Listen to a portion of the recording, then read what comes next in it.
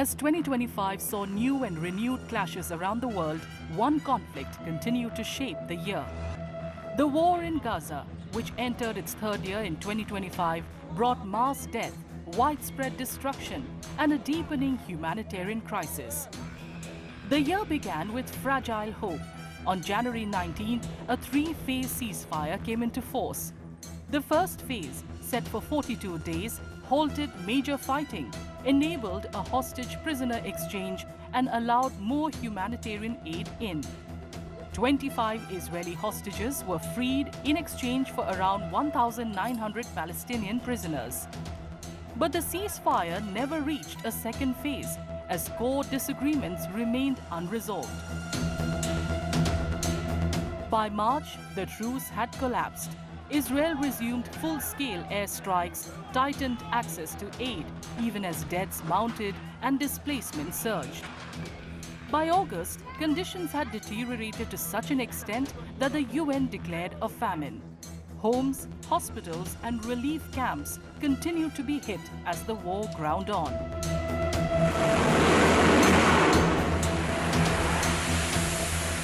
Meanwhile, fears of a wider regional war grew.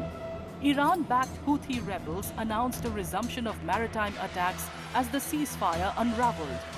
In response, the US, joined by the UK, struck Houthi targets. In May, the Houthis hit Israel. A missile near Ben Gurion Airport injured 8 and briefly halted flights. Israel retaliated with airstrikes in Yemen, killing senior Houthi figures.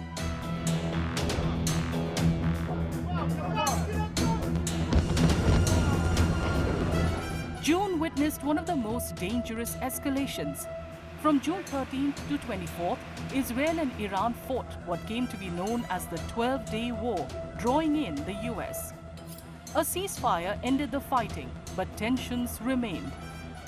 In September, Israel struck Hamas leaders in Qatar's capital, Doha, killing 6, including a Qatari security official.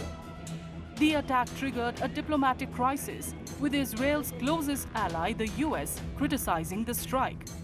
Later, Prime Minister Netanyahu apologized, reopening a path to negotiations. On October 10th, a US-drafted 20-point framework aimed at achieving a strong, lasting peace succeeded in securing a formal ceasefire. By December, all living Israeli hostages had been released, along with the remains of all but one deceased. However, the ceasefire remains fragile. Violations continue, and disagreements over Gaza's post-war future persist. In November, the UN backed the deployment of an international post-war stabilizing force, but Hamas rejected the proposal, saying it failed to address Palestinian demands.